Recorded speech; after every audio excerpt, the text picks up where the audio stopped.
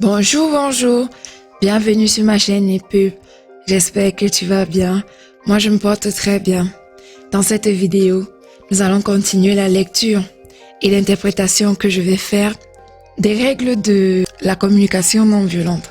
Et je me suis inspirée des 50 règles d'or de la communication non violente. C'est un ouvrage écrit par Anne-Laure Bosilly. Je t'invite à aller dans la description de cette vidéo où tu trouveras le lien pour te procurer également cet ouvrage. Tu pourras l'avoir en brochet ou tu pourras l'avoir également en livre, physiquement, chez toi. C'est un livre qui est très intéressant et qui coûte moins de 5 €. Donc n'hésite surtout pas à aller acheter également ton livre où tu auras beaucoup plus d'exemples que ce que je ne te donne dans la vidéo. La dernière vidéo, on avait parlé de se mettre à la CNV. Et dans cette partie, l'étape 1, c'était l'observation. On a parlé d'observer les faits et actuellement, on va parler d'arrêter de juger. Donc la règle 9 qui est donnée et conseillée par Anne-Laure Bosilly dans son livre, c'est d'arrêter de juger. Attention au piège. Observer n'est pas juger. Les jugements sont le fruit de notre éducation, de nos croyances personnelles. Nous avons appris à évaluer, à comparer, dire ce qui est bien ou mal, vrai ou faux, ceux qui ont raison et ceux qui ont tort. Mais moi je dirais, quand on veut évaluer, on veut comparer ce qui est bien ou mal, on prend toujours une base, on prend toujours un standard. On ne peut guère comparer quelque chose sans avoir eu une idée en tête. Je prends un exemple simple. Si je veux faire un gâteau, je fais un cake. Je finis de faire le cake, je mange.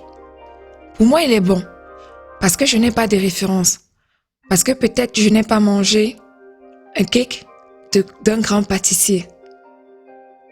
Alors que si j'avais déjà mangé le cake fait par un grand pâtissier qui s'y connaît, je pense que j'aurais pu avoir un œil beaucoup plus critique sur mon cake.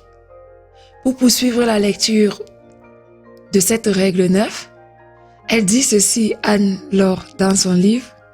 Nous prenons généralement pour vérité les étiquettes que nous mettons sur les autres et sur nous-mêmes. Nous y croyons dur comme fer. Nous y croyons vraiment. Et c'est là parfois qu'est le problème. Parce qu'un enfant, généralement, ne juge pas. Un enfant observe, apprend ce qu'il voit. Alors que quand on a déjà des idéaux, c'est pour cela que je précisais tout à l'heure que les jugements sont le fruit de notre éducation et de nos croyances personnelles. Ce que nous nous présentons comme étant des observations peuvent être en fait des évaluations ou des accusations masquées. Notre interlocuteur entend une critique, se referme, se prépare à se défendre et la communication, dans ce cas, est rompue. Pour être juste, il faut s'appuyer rien que sur les faits. Vous savez, dans la règle 8 qu'on avait vue dans la dernière vidéo, la vidéo précédente, nous avions parlé des caractéristiques des faits, notamment que les faits sont objectifs et neutres, qu'ils sont indiscutables, avérés et établis, qu'ils sont observables par les 5 sens. Ici, j'attire juste votre attention sur le fait que si vous voulez, en toutes circonstances, rester juste, vous devez alors vous appuyer sur les faits. Exemple, tu ne fais pas attention aux autres. Avec qui? Quand? Quelle attitude précise est à l'origine de ce reproche? C'est une question. Tu ne travailles pas assez. C'est un autre exemple. Mais concrètement, sur quel projet? Dans quel contexte? Quel fait observable est à l'origine de cette critique? Tu n'es pas assez impliqué.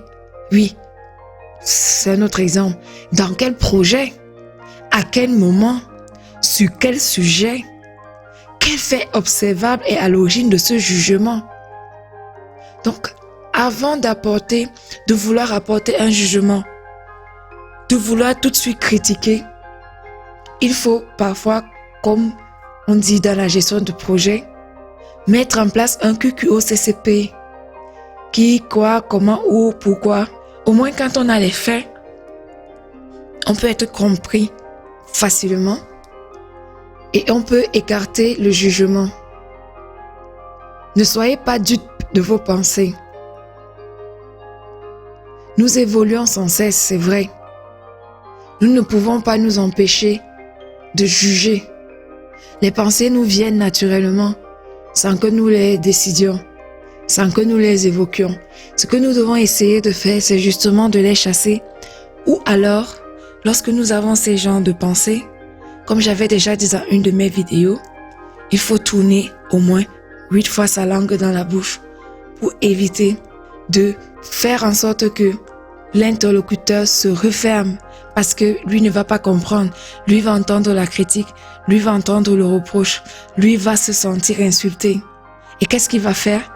Il va vouloir se défendre. Et qu'est-ce que ça va donner après? Ça va donner la guerre. Essayez de choisir quelle sera la prochaine pensée quand on a justement une pensée de jugement. On sait déjà que ce n'est pas de notre volonté, mais essayons de travailler pour trouver une autre pensée, une autre idée qui sortira à haute voix. La bonne nouvelle, c'est que nous tous avons la capacité d'observer. Nous devons simplement prendre conscience que ce ne sont que des pensées et pas des faits. Ce n'est pas la vérité, juste des paroles positives ou négatives qui nous passent par la tête. Plus votre intention de départ sera bienveillante, plus vos pensées seront positives. Et je vais m'arrêter ici pour cette règle 9 et je vous donne rendez-vous dans la prochaine vidéo pour la règle 10 où on parlera de l'interprétation. Il ne faut pas interpréter.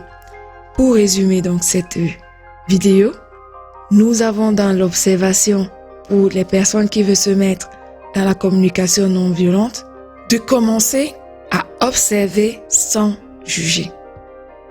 Ça, c'est ce qu'il faut retenir de cette vidéo. Reste en santé et reviens très vite sur la chaîne YouTube pour plus de vidéos et pour plus de tutoriels.